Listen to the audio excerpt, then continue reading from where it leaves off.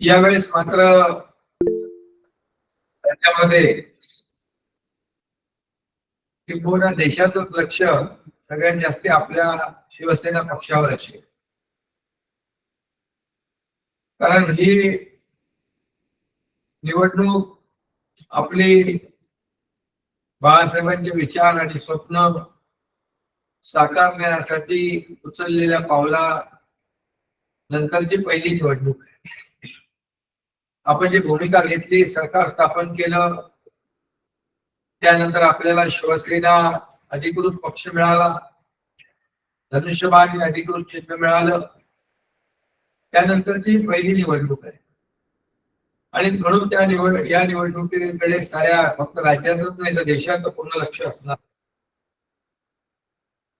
आणि म्हणून या निवडणुकीमध्ये आपल्याला परफॉर्मन्स जो आहे, आपल्या पक्षाचा जो काही जे काम आहे, पक्षाला मिळणार यश आहे, हे 100% आपल्याला कसं गाठता येईल यासाठी आपला सगळ्यांचा प्रयत्न असला पाहिजे. महायुती म्हणून आपण 45+ हा संकल्प सगळ्यांनीच करायचा आहे. 45+ आपण हा संकल्प करणं किंबहुना ते टार्गेट अचीव करणं त्या राजकीय परिस्थितीमध्ये काही कठीण आणि अवघड नाही. अशा प्रकारची परिस्थिती आपल्या राज्यात आहे. आपण केलेल्या कामावर, आपण राज्यात घेतलेल्या निर्णयावर आपल्याला या निवडणुकीकरता मतं मागायची. त्यामुळे आज आपण जर पाहिलं तर एक एक मतदारसंघ डोळ्याखालून घातला ते 45+ हा संकल्प आपला पूर्ण व्हायला मला वाटत नाही काय अडचण. परंतु प्रामाणिकपणे महायुती म्हणून आपण निवडणूक लढवणं आणि ती जिंकणं आणि ती तयारी करणं हे आवश्यक आहे. निवडणुका काय आपल्याला त्याच्या नवीन नाहीये. आपण अनेक निवडणुका लढवल्या, कठीण असलेल्या निवडणुका आपण सोप्या केल्या. त्याच्यामध्ये काही उदाहरणं देऊ इच्छित नाही, परंतु असं काही लोकांना वाटायचं काटोल सारखी एक निवडणूक त्या काळात त्यावेळेस आपण लढवली आणि जिंकली देखील. विदर्भातली अशी अनेक उदाहरणं आहेत. त्यामुळे आपण ठरवलं एकदा की हे निवडणुका आपल्याला एक टार्गेट अचीव करायचं आहे, मग आपण कामाला लागतो आणि ते काम फत्ते करतो. डिसेंबर मधल्या मग असे मी म्हटलं झालेल्या प्रतिनिधी सभेमध्ये आपण सर्वांना जबाबदारीने काही कामं त्वरित करावी अशा देखील सूचना आपल्याला दिल्या. त्याप्रमाणे पुन्हा एकदा मी सांगतो, सदस्य नोंदणी, शिवदूतांच्या नेमणुका, बूथ प्रमुख नेमणे, संघटनेतील सर्व रिक्त पद भरणे, अशी सर्व कामं युद्ध पातळीवर आपण करण्याची आवश्यकता आहे. आता माझ्याकडे आकडा जो आला अमोलने दिला आहे, आजपर्यंत 3,83,000 शिवदूत नेमलेले. ही ऍडिशनल आपली फौज आहे. बूथ प्रमुख हे आपण नेमल्यानंतर कार्यकर्ते आणि हे सगळे काय याला अधिकची ताकद या शिवदूत संकल्पनेतून मिळणार आहे. त्यामध्ये 45,000 महिला आहेत, हा देखील आकडा उल्लेखनीय आहे. आणि आपलं टार्गेट आहे की एक वन बूथ शिवदूत, म्हणजे एक बूथ आणि 10 शिवदूत, अशा प्रकारचं हे वेगळं एक टार्गेट आहे आपलं. मला वाटतं 3,80,000 मी मग 70,000 म्हणालो, कारण तेव्हा मागचा आकडा माझ्या लक्षात नाही. त्यामुळे काही कठीण नाही, आपण सगळ्यांनी प्रयत्न केले तर लोकसभेसाठी. आणि ज्यांनी ही जबाबदारी आपल्याला त्या दिवशी दिली होती प्रतिनिधी सभेत, तात्काळ त्याची माहिती आपण मध्यवर्ती कार्यालयात पाठवावी. ज्यांच्याकडे काय उर्वरित म्हणजे जागा शिल्लक किंवा जबाबदारी देणे बाकी असेल त्यांनी तशी पाठवावी आणि ज्यांनी पूर्णपणे केली असेल त्यांनी तशी पाठवावी. लोकसभेसाठी आपण निरीक्षक नेमलेले आहेत, त्यांचं काम सुरू आहे. विभागीय नेते आपण नेमलेले आहेत. मगाशी उदयरावांनी सांगितल्याप्रमाणे निवडणूक तयारीचा पहिला भाग म्हणून मी स्वतः सर्व मतदारसंघातील कार्यकर्ते मेळावे घेणार आहे. मी स्वतः त्याला उपस्थित राहणार आहे. त्याचा कार्यक्रम तुम्हाला थोडक्यात सांगितलाय, पण त्याच्यामध्ये काही दुरुस्ती असेल तर ती आपल्यापर्यंत येईल. माझ्या बरोबर रिजन वाईज म्हणजे विभाग वाईज रिजन वाईज मी आपले नेते जे आहेत, रामदासबाई आहेत, गजानन कीर्तीकर, आनंदराव अडसूळ, प्रतापराव जाधव, गुलाबराव पाटील आणि आपले उपनेते आपल्या महिला नेत्या पण आहेत, त्यांनाही देखील जबाबदारी दिली जाईल. म्हणजे रिजन वाईज माझ्या बरोबर वेगवेगळे नेते त्यावेळेस असतील. आणि कारण आपण हा पहिला टप्पा आहे आपला आणि त्यानंतर युवासेना असेल, महिला आघाडी असेल, त्याचबरोबर आपले जे नेते आहेत त्यांनी देखील जिल्हा पातळी आणि तालुका पातळीवर देखील मेळावे घेण्याचा कार्यक्रम त्यांना देखील ताबडतोब दिला जाईल.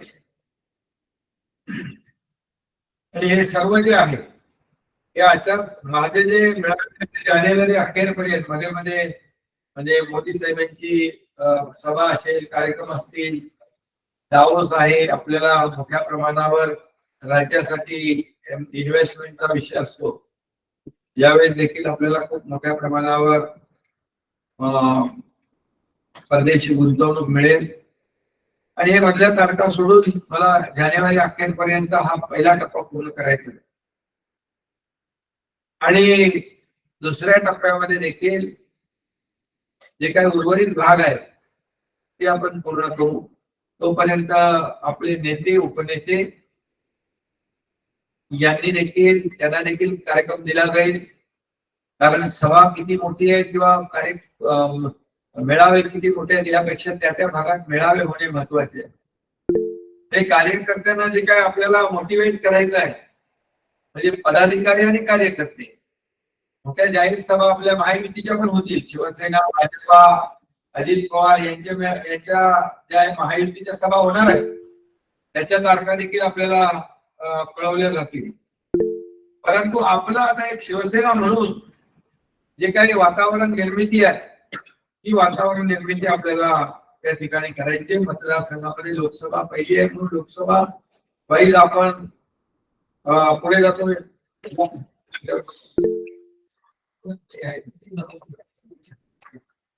तर यामध्ये वातावरण निर्मिती महत्वाची आहे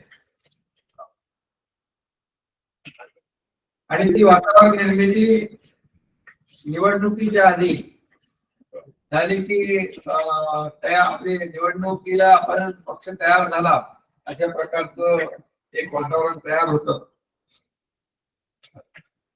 आणि म्हणून त्याचबरोबर आपल्या शिवसेनेचं 2 दिवसाचं महाअधिवेशन पण आपण घेतोय समारोपात.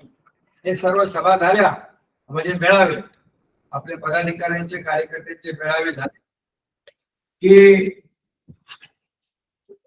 आपलं महाअधिवेशन त्याचा समारोप म्हणून 2 दिवसाचं होईल. त्याचे आपल्याला जागा कोल्हापूरला आपण घ्यायचं ठरवलेलं आहे. कोल्हापूर काय सगळे जवळजवळ सगळे घेत असतात इकडे नाशिक, कोल्हापूर, अंबाबाईचं दर्शन वेगळं मी बऱ्याचशा तर तिथं आपले 2 खासदारही आहेत. आणि त्याचबरोबर एवढंच मी आपल्याला सांगतो, आपल्याला 48 जागा लढवायच्या ताकदीने महायुती म्हणून.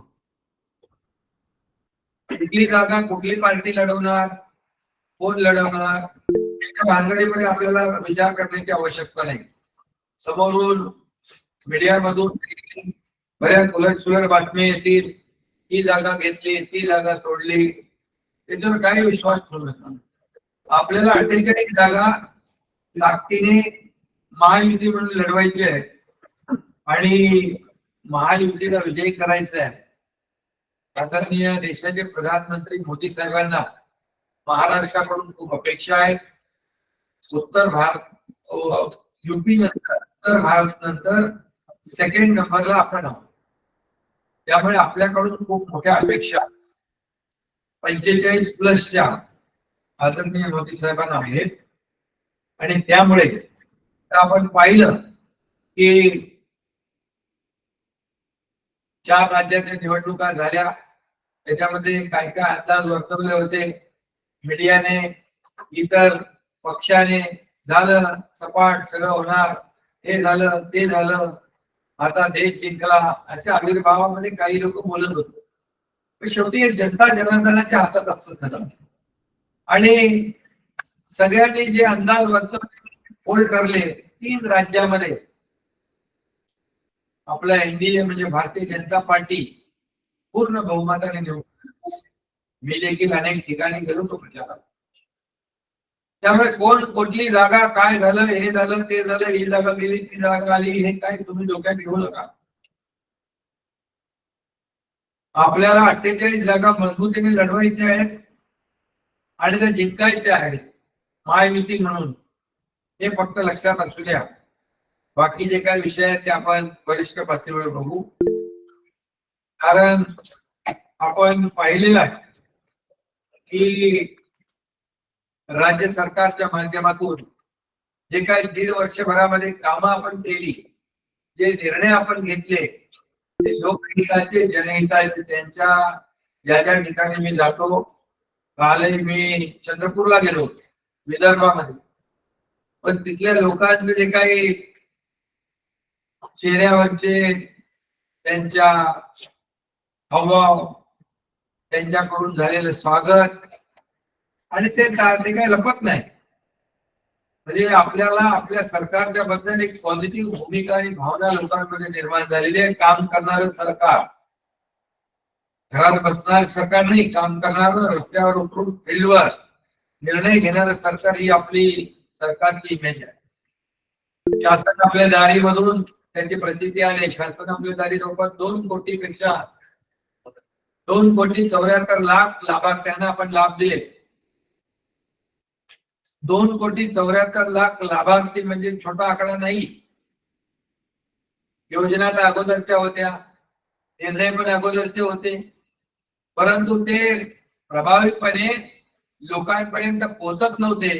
ही संकल्पना मी मनामध्ये मांडली आणि मी त्यावेळेस आकडेवारी घेतली. योजनाचे लाभार्थी किती लाभ घेत आहेत, तर असं लक्षात आलं की लाभ मिळवण्यासाठी जो काय खटाटोप करायला लागतो, चक्रा मारायला लागतात आणि त्याच्यामुळे कटकट, या कटकटीला वैतागून माणूस तो लाभ सोडून देतो. त्यामुळे काही लाभ मिळवण्यासाठी विविध नाना प्रकारचे प्रयत्न करावे लागतात, पैसे खर्च करावे लागतात. हे माझ्या जेव्हा लक्षात आलं त्यावेळी शासन आपल्या दारी हे अभियान मी सुरू करायचं ठरवलं. आणि लाभार्थी आपल्या राष्ट्रावर येतात, लाभ घेऊन जातात, त्यांच्या चेहऱ्यावरचा आनंद पाहून आपल्याला समाधान वाटतं.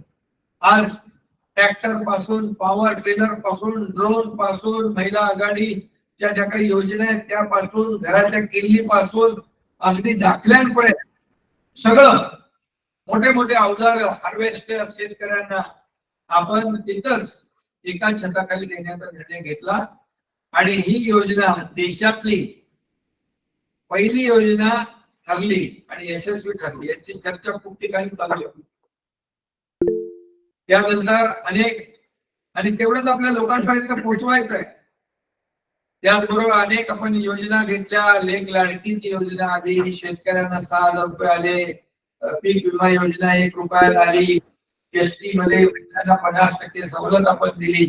एसट्या फुल व्हायला लागल्या. एसट्या फुल झाल्या. आपण छोटे ते आपले आहेत लोक, आपल्याला जे लोकांना परवडेल ज्येष्ठ लोकांना आपण एसटी मध्ये मोफत दिलं. पहिल्यांदा निर्णय झाला एसटीचा, म्हणजे धंदा वाढला गेली. आणि आपण एवढंच करून थांबलो नाही, अनेक योजना आहेत त्याच्यामध्ये मी जात नाही. महात्मा फुले योजना जी आहे, जन आरोग्य योजना 1.5 लाखाची होती ती आपण 5 लाखापर्यंत केली आणि ते सरसकट केली. म्हणजे अगदी अंबानी पासून तर छोटा एक झोपडीत राहणारा माणूस त्यालाही ती योजना लागू होणार. हे पहिल्यांदा झालेलं आहे. 5 लाखापर्यंतची योजना आणि आपण त्यातले सगळे वर्ग काढून टाकले. सरसकट 12.5 कोटी जनतेला ती योजना लागू. आपण पुढे पण आणखी आपली कॅशलेस योजना करतोय सरकारी हॉस्पिटलमध्ये. त्याच्यावर पण आपलं काम चालू आहे. खिशात पैसे आहेत की नाही ही चिंता आणि भ्रांत असता कामा नये. माणसाला कुठेही गेला तर सरकारी हॉस्पिटलमध्ये ट्रीटमेंट मिळाली पाहिजे अशी योजना करतोय. त्या पुढे जाऊन आपण आपल्या दारी करतोय तसं आरोग्य आपल्या दारी ही एक माझी संकल्पना आहे. डायरेक्ट हॉस्पिटल ऑन व्हील ती एक आपण सुरू करतोय. बाळासाहेब ठाकरे आपला दवाखाना आपण चालू केलाय. आज 700 ठिकाणी, मुंबईमध्ये 200 ठिकाणी झालाय. 700 ठिकाणी राज्यभरामध्ये आपण ते संकल्पना मांडली आहे आणि मला वाटतं आल्यापेक्षा 400 ठिकाणी तो सुरू झालेला आहे. त्याचा आकडा देखील आपण आणखी वाढवणार आहोत. म्हणजे सगळ्यांना, ग्रामस्थांना आपल्या परिवाराच्या आरोग्याची चिंता असते. एखादा हॉस्पिटल, एखादा ऑपरेशन का, पण ती सगळी चिंता आणि जबाबदारी आपल्या सरकारने उचलली आहे. मुख्यमंत्री सहायता निधीमधून जवळपास 150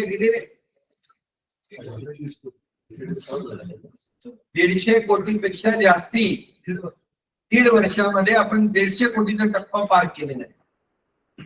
याच्यामुळे आपल्याला सांगतो, छोटे मोठे ऑपरेशन असतील, छोट्या ट्रीटमेंट्स असतील, ते आपण तात्काळ चेक देतो, पैसे देतो आणि त्याच्यातून त्याला मदत होते. आपण मोठ्या प्रमाणावर महिला भगिनी ज्या आहेत यांच्या तपासण्या 4 कोटीपर्यंतच्या 3 कोटीपर्यंत महिला भगिनींच्या तपासण्या केल्या. प्रिव्हेंटिव्ह अर्ली डिटेक्शन जर झालं तर त्याचा रोगावर आपल्याला प्रतिबंध आणता येतो, तो आला बरा होतो. त्याप्रमाणे आपण तपासणी आरोग्य विभागाच्या माध्यमातून करतोय. एक मॉडेल डोक्यामध्ये आहे, शिक्षण आणि आरोग्याला जास्ती महत्व द्यायचं आहे. त्यावर देखील आपलं सरकार, शेतकऱ्यांच्या बाबतीत तर आपलं सरकार शेतकऱ्यावर आलेले संकट ते आहे, त्याच्या मागे जो काही मोबदला आपल्या त्याला नुकसान भरपाई द्यायची ते सगळे नियम वगैरे आपण सगळे बाजूला ठेवले. एनडीआरएफच्या दुप्पट 2 हेक्टर ते 3 हेक्टर केले आपण. सततच्या पावसामुळे होणार नुकसान ते आपण धरायला लावले.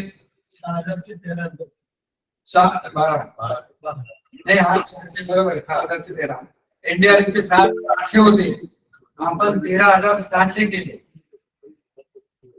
आता ते 27,000 पर्यंत हेक्टरी आणि आपण 27,000 प्रमाणे 3 हेक्टरला 81,000 रुपयाचं त्या दिवशी अधिवेशन माझं भाषण चालू व्हायच्या अगोदर 14 भाऊ आपण चेक दिले आणि मग सभागृहात गेलो. म्हणजे लोक बोलत होते काय तुम्ही फक्त आश्वासन देता, आश्वासन नाही, एक आता वाटून आलोय. त्यामुळे सरकार जे आपलं आहे ते निर्णय घेणारं सरकार आहे. त्याचबरोबर मोदी साहेबांनी 6,000 रुपये वर्षाला आपण ती योजना केली. केंद्र सरकारने त्यात आपण 6,000 रुपये आणखी भरणार, म्हणजे वर्षाला 12,000 रुपये त्या शेतकऱ्याला मिळणार. देशातले पहिलं राज्य आहे, की अशा प्रकारची शेतकऱ्यांसाठी योजना करणार. बघा की मी आपल्याला पीक विमा सांगितले, पीक विमा 1 रुपयामध्ये हे राज्य पहिलं आहे आणि जवळपास 2,500 कोटी रुपये अग्रिम 25% प्रमाणे त्या शेतकऱ्यांना मिळाले पैसे. पीक विमा कंपन्यांना पैसे द्यायला लावले आपण ज्यांचं नुकसान झालंय त्यांचं. हे सरकार आपलं पहिलंच सरकार आहे.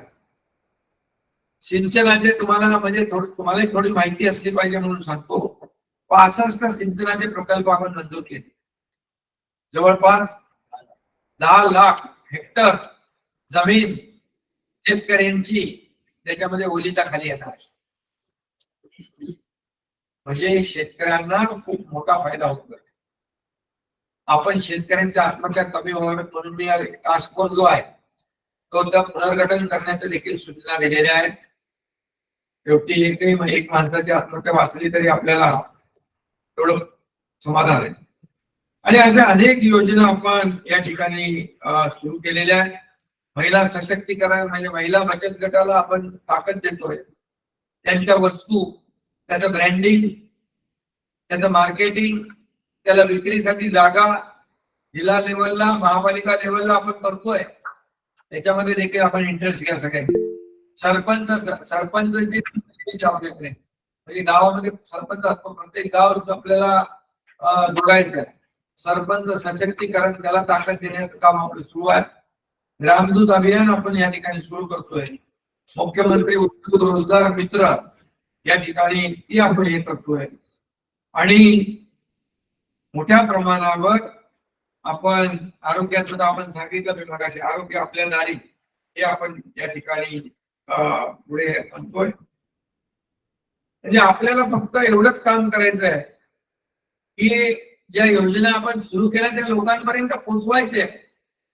म्हणजे आपण त्यांच्याकडून मागायला जात नाही, आपण तिथे द्यायला आपण देणारे आहोत, आपण घेणारे नाही. ही पहिल्यापासून भूमिका आपली. त्यामुळे सरकारने ज्या योजना देऊ केलेल्या त्या लोकांपर्यंत पोहोचवायचे आपल्याला. त्यामुळे तुम्हाला खाली मान घालावी लागेल असं कुठलंही काम सरकारच्या माध्यमातून झालं नाही, होणार नाही. आणि म्हणून हा दौरा जो आहे हा यशस्वी करताना आपण, मला वाटतं सचिन, आपण केलेल्या योजनांचं पण ते पाठवण्याची गाडी आहे LED. म्हणजे आपण त्या योजना ज्या केल्या, सुरू केल्या, त्या लोकांपर्यंत पोहोचल्या पाहिजे, त्याची माहिती लोकांना मिळाली पाहिजे. म्हणून ते LED ज्या गाड्या आहेत, LED डिस्प्लेच्या, त्या देखील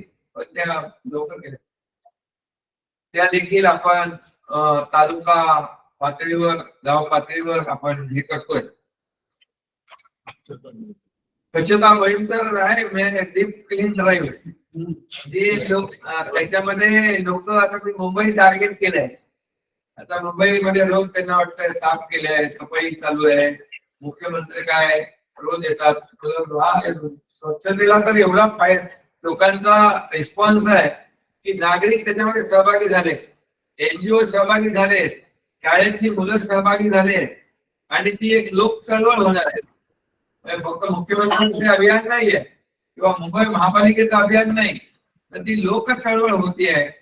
आणि फक्त मुंबई पुरतं मर्यादित न राहता एक एक शहर करून आपण राज्यभर त्याचं रेप्लिकेट करणार आहोत. राज्यभर ती ड्राईव्ह जो आहे तो आपण अभियान राबवणार आहोत, जेणेकरून संपूर्ण शेवटी स्वच्छता आणि आरोग्य हे एकमेकाशी जे काही निगडीत आहे, कनेक्टेड आहे, ते आपल्याला प्रदूषण कमी करण्यासाठी उपयोगी पडेल. कारण आपण रस्ते साफ करतोय, काही लोकांनी दुसरं काय साफ केलंय, त्यांनी घाण करून ठेवलेली ती सफाई आपल्याला करायला लागते. काय का काही लोकांनी तिजोरी धुलाई केली, आपण रस्ते धुलाई करतोय. रस्ते बघितले होते धुलाई करताना, रस्ते मी सांगितलं अल्टरनेट डे रस्ता धुतला पाहिजे.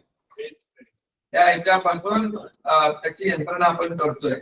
कारण हा नुसता काय फोटो सेशनचा कार्यक्रम नाही, हा अगदी जाणारा कार्यक्रम आहे. आणि गल्ली मुळे पब्लिक टॉयलेट सगळं त्याच्यामध्ये आरोग्याच्या दृष्टीने जे जे काही उपाय करायचे ते आपण सगळे करतोय. त्यामुळे मला वाटतं प्रॉब्लेम मध्ये आलेत समोरची लोक, अडचणीत आहेत आणि त्यांच्या पायाखालची वाळू सरकली आहे. हे मुख्यमंत्री असं फिरत राहिला रस्त्यावर तर पुढचं काही खरं नाही. पण मी काय थांबणार नाही, मी काय कोणाच्या आरोपाकडे काही लक्ष देत नाही, पण मी माझं काम करतो. आणि तुम्हाला मी सांगतो, सर्व पदाधिकारी, मुंबई आपलं एक नाक आहे, मुंबई आंतरराष्ट्रीय शहर आहे आणि मुंबई आपली राजधानी आहे, देशाची आर्थिक राजधानी आहे. मुंबईमध्ये जे होतं त्याचा पूर्णपणे अगदी राष्ट्रीय पातळीवर, आंतरराष्ट्रीय पातळीवर त्याची दखल घेतली जाते, बरोबर ना? त्यामुळे आज आपण मुंबई प्रदूषण मुक्त करणे आणि मुंबईवर आपण फोकस एवढ्यासाठी करतोय की मुंबई मध्ये जगभरातले लोक येतात आणि म्हणूनच प्रमाणे मग आपण एक एक शहर पुढे जाऊ, संपूर्ण राज्य आपण या ठिकाणी कव्हर करू. चांगला इम्पॅक्ट या ठिकाणी आणि लोकांच्या प्रतिक्रिया पण खूप चांगल्या आहेत. आणि तुम्हाला अनुभव सांगतो, मी जेव्हा नाले सफाईची पाहणी करायला गेलो होतो त्यावेळेस देखील काही लोकांनी टीका केली. मी फक्त आयुक्तांना एवढंच सांगितलं, पण मी एक सांगतो की एक नाल्यामध्ये काय असतो, जेसीबीच्या नंतर पोकलेनवरती गाडी पोकलेन चालवत होता तो ड्रायव्हर, त्याला विश्वास बसला नाही. इकडे नाल्याच्या कड्या कॉर्नरला मुख्यमंत्री आले म्हणून तो बघतच राहिला आणि तो तिथून उतरला, डायरेक्ट उडी मारून चिखलातून तो डायरेक्ट माझ्याजवळ आला. त्याला भेटायला मग खाली गेला होतो, पण त्याला राहवलं नाही की मुख्यमंत्री कसं काय इथे नाल्यात येऊ शकतो. पण मी गेलो तिथं, आयुक्तांना मी सांगितलं, तुम्ही गाळ किती काढला याच्याशी मला काही घेणं देणं नाही, खाली हार्ड बेस लागेपर्यंत गाळ काढा आणि गाळात पाणी साचलं नाही तर समजायचं तुमचं नाले सफाई चांगली झाली. पण सांगतो, या पावसाळ्यामध्ये कुणालाही म्हणजे पाणी साचण्याचा त्रास सहन करावा लागला नाही, बरोबर. आणि खड्ड्यावर कोणाला गाणं बनवायची संधी मिळाली नाही.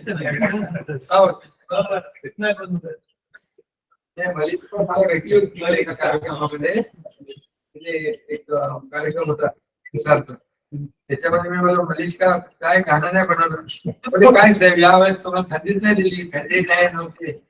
म्हणजे याचा परिणाम बघा, तुम्हाला सांगतो मी, एवढा चांगला झाला आहे. त्यामुळे आपल्याला हे काम चालू ठेवायचं आहे. त्यामुळे आपल्याला ही सांगण्याचा उद्देश एवढाच आहे की सरकार जे काय जागरूकपणे काम करते आणि अतिशय ग्राउंड लेवलला जाऊन काम करते, फील्डवर जाऊन काम करते, याचं आपण लोकांना आहे, त्यांच्या चेहऱ्यावरून त्या गोष्टी कळतात. आणि म्हणून तुम्ही फक्त हे पोहोचवणं, त्याची चर्चा करणं, लोकांपर्यंत हे सगळं सरकारचं कामाबद्दल चर्चा करणं आणि त्या योजना पोहोचवणं हे काम केलं पाहिजे. दुसरी एक संघटनात्मक बाब आहे, पुन्हा एकदा सांगतो, आपण जो सदस्य नोंदणी, त्याचबरोबर आपल्या शिवदूताच्या नेमणुका, उपप्रमुखाच्या नेमणुका, सगळी रिक्त पद, ही सगळी कामं प्रामाणिकपणे तुम्ही केली. जसं शिवदूत 3,80,000 झाले, प्रामाणिकपणे काम केलं म्हणूनच झालं ना. त्यामुळे तुम्ही ते करा आणि त्याचा फायदा होईल. त्याचबरोबर आपल्या शाखांचे बोर्ड लावणे, गावाच्या विषयावर आपले बोर्ड होते पहिले, तर तशा प्रकारचे शिवसेनेचे फलक लावणे, याच्यावर एक लक्ष द्या. म्हणजे माहोल बनतो, अहो इथे शिवसेनेची शाखा आहे, शिवसेना आहे, गाव तिथे शाखा, घर तिथे शिवसेना, हे आपल्याला करायचं आहे. आणि म्हणून मला या सभेचं तर सांगितलं आता मी, प्रत्येकाने मगाशी उदय सामंत म्हणाले 10,000, परंतु मला वाटतं 20,000 ते 25,000 आपले कार्यकर्ते, पदाधिकारी आणि हिंदू जर या ठिकाणी आले तर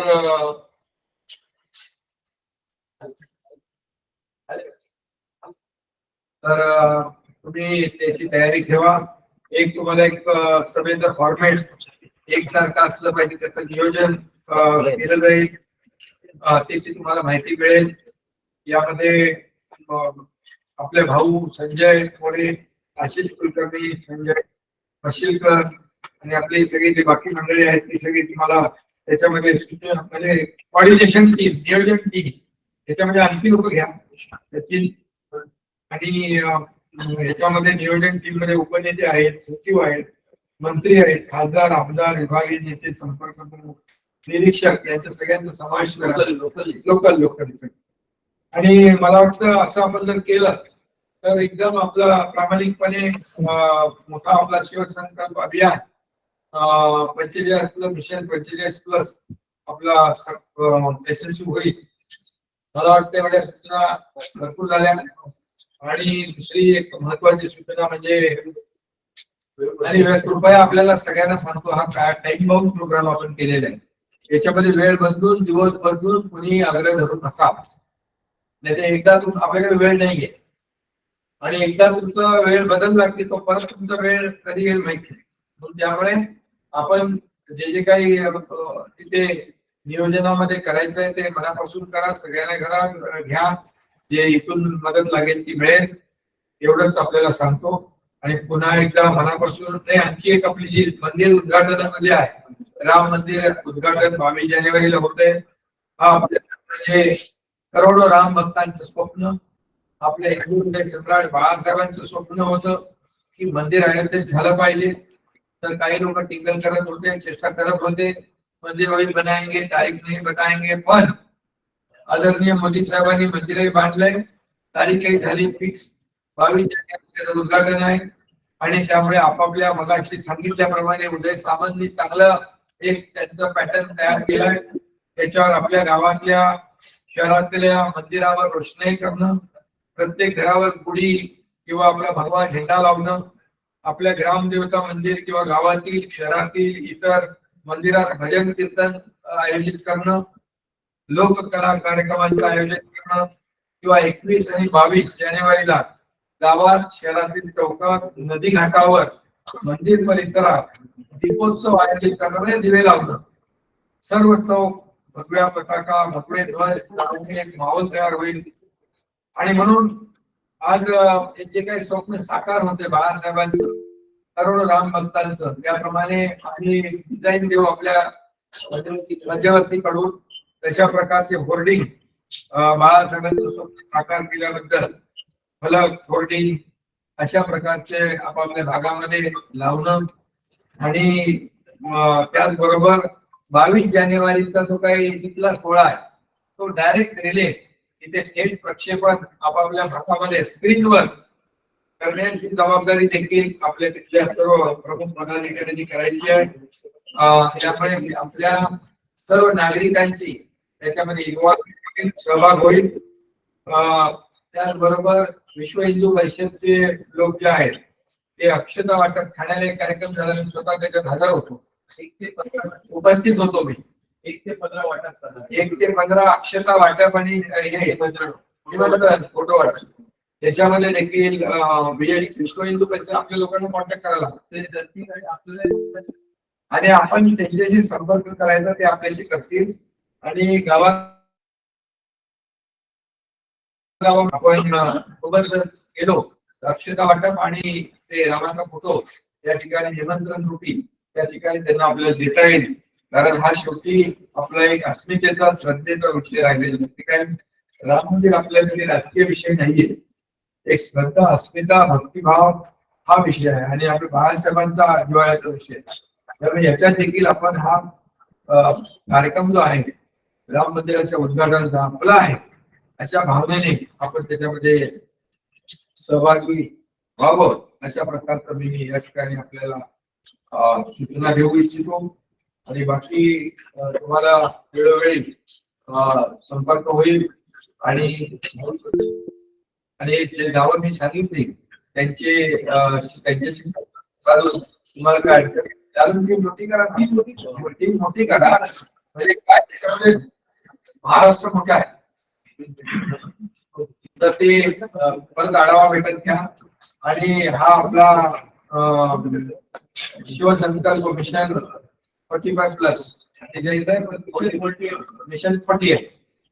हा आपल्याला यशस्वी करू. पुन्हा एकदा मला वाटतं काही आपल्याला शंका कुशंकाची गरज नाही.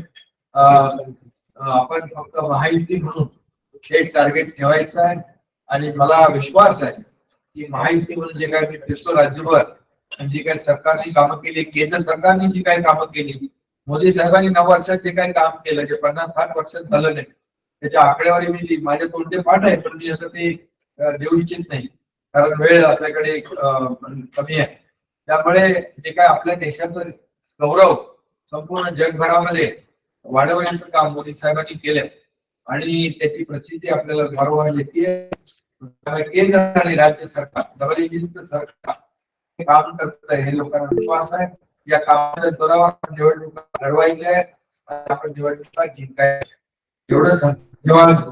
जय हिंद, जय महाराष्ट्र. एबीपी माझा, उघडा डोळे बघा नीट.